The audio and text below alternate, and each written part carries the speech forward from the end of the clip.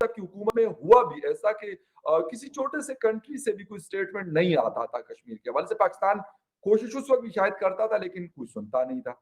और अभी आज जिस तरह ये जॉइंट प्रेस कॉन्फ्रेंस हुई पाकिस्तान के फॉरेन मिनिस्टर और जर्मन फॉरेन मिनिस्टर के बीच में, वहां पे भी कश्मीर, मैं ये तो नहीं कहता कि उन्होंने कहा कि जी बस पाकिस्तान सही है और इंडिया गलत है, लेकिन उन्होंने कहा कि यूनाइटेड नेशन के जो तरीकाकार है उसके जरिए बात होनी चाहिए, डायलॉग होने चाहिए और इस डिस्प्यूट को खत्म करना चाहिए। लेकिन आपके फॉरेन ऑफिस का बड़ा सख्त रिएक्शन आया है। थोड़ा सा आपसे जानना चाहूंगा कि आप दिल्ली में हैं और आपका फॉरेन ऑफिस भी यकीनन दिल्ली में है, क्या वजह है इसके पीछे? रीजन तो बाद में हम जाएंगे, लेकिन रिएक्शन बड़ा स्ट्रिक्ट आया। ये जो जर्मनी ये है कौन जो हमें पूरी वर्ल्ड एक मौक़िफ़ रखती है? पूरी वर्ल्ड में कोई एक कंट्री या दो कंट्री छोड़ के बाकी सारे बड़े कंट्रीज ये मौक़िफ़ रखते हैं कि ये बायलैटरल इशू है, उसमें कोई और इन्वॉल्व नहीं होगा। अमेरिका भी वही रखता है, रशिया भी वही मौक़िफ़ रखता है, चाइना भी कभी ये नहीं बोलता कि भाई हम आकर के आपका मामला सॉल्व करा देते हैं, या कोई सख्त बयानात नहीं देता।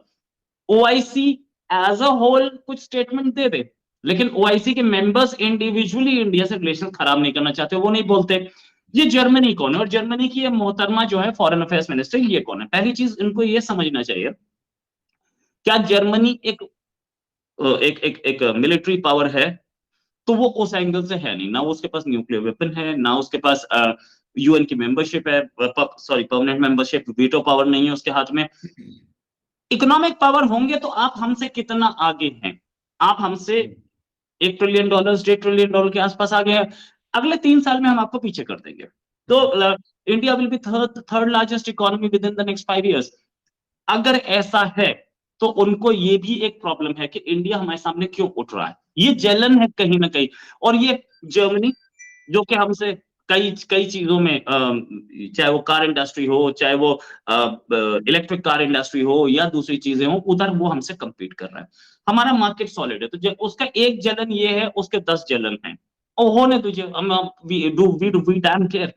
हम हम ब्रिटेन की परवाह नहीं कर रहे हैं जो कि वीटो रखता है, हम दूसरे वीटो पावर्स वाले की परवाह नहीं करते हैं। तो ये जर्मनी साहब कौन है पता नहीं। और मैडम आकर के इससे पहले भी स्टेटमेंट दिया है इन्होंने। अब इंडिया फॉरेन ऑफिस की तरफ वो से आप लोगों का स्ट्रॉन्ग कोई स्टेटमेंट, जर्नलिस्ट जो पकड़ा गया था गालिबन मोहम्मद जुबैर या क्या, उस पे आर्ट न्यूज का, उस पे भी इनका स्टेटमेंट आया था। वो अब देखिए बात ये है कि वो जुबैर पे स्टेटमेंट आए, किसी पे आए, इनको बोलने का मतलब क्या बनता है? हम अगर अगर हम बोलना शुरू कर दें कि आपने इतने सारे असाइलम पे मुस्लिम्स रखे हैं, उनके राइट्स कहाँ हैं, तो क्या बताएंगे? टर्की भी बहुत बोल रहा था, उसको एक बार